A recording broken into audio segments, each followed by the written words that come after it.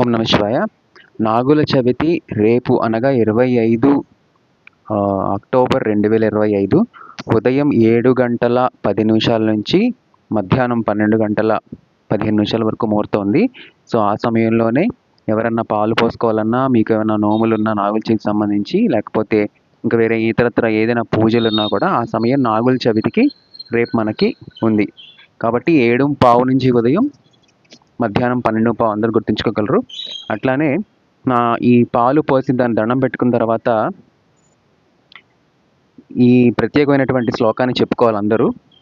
తల తొక్కితే తనవారనుకుని, నడుము తొక్కితే నావారనుకుని, తోక తొక్కితే తొలగిపో స్వామి. ఇది ఖచ్చితంగా అందరూ చెప్పుకోవాల్సినటువంటి శ్లోకం. చిన్నప్పటి నుంచి మీ పెద్దవాళ్ళు కొంతమంది చెప్పుంటారు, తెలియని వాళ్ళు ఎవరన్నా ఉంటే వాళ్ళ కోసం తెలియజేస్తున్నాము.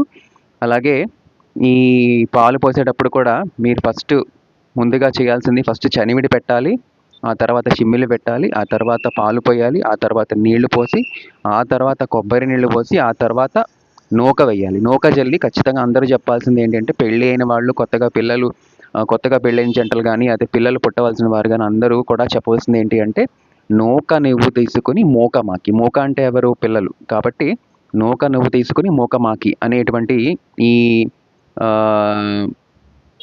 శ్లోకాన్ని కూడా మీరు చెప్తూ ఉండాలి.